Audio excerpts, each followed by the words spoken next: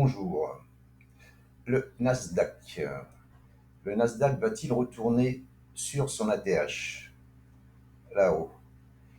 Je ne sais pas, on dirait qu'il faiblit un peu ici. Il y a une divergence baissière avec les histogrammes du MACD. Je vais vous montrer les histogrammes du MACD. Voilà, les histogrammes du MACD font une divergence baissière.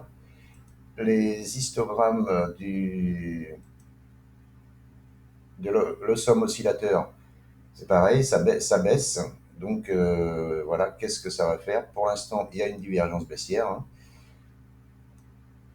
Moi, ce que je vais surveiller, si ça descend, parce que là, il est en train de casser cette oblique haussière. Là. Elle est raide, cette oblique haussière. Parce qu'il y a une belle montée de 30%, je crois.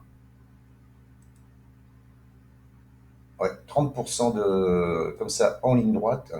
Et si il redescend, alors là, il y a ce premier gap ici à 5%, 5-6%.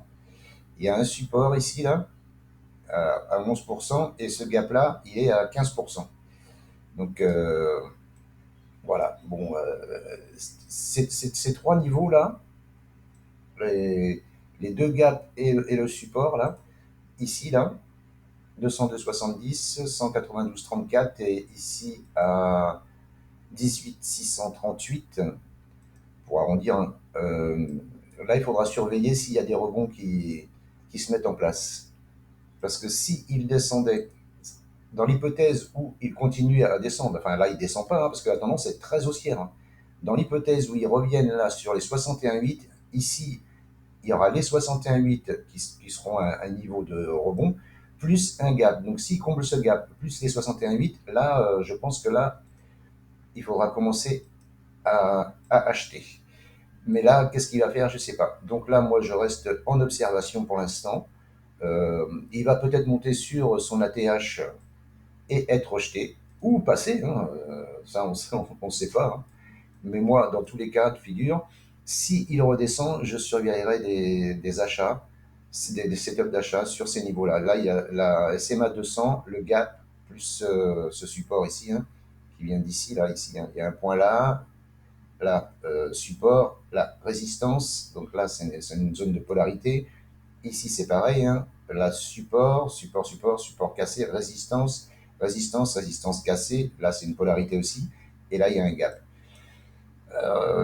Quoi faire, je sais pas. Moi, donc, je vais rester en observation pour l'instant, et si le prix descend, j'essaierai de trouver des points d'achat sur ces niveaux-là. Là, les 20 270, 19 234, et les 18 638 à la louche. Donc voilà, en observation pour l'instant, en attente, avec cette divergence baissière qui, là il y a un signal de vente avec des histogrammes qui passent sous zéro, mais je vous dis c'est haussier. Donc vendre une tendance comme ça, c'est très très très très dangereux. Moi je ne vends jamais les indices, donc j'attends des replis, et quand il y a des replis, eh ben, je cherche des setups d'achat pour reprendre la tendance haussière. Je vous remercie de m'avoir écouté, je vous souhaite une bonne journée, n'hésitez pas à commenter, partager, liker, abonnez-vous. À bientôt, ciao ciao.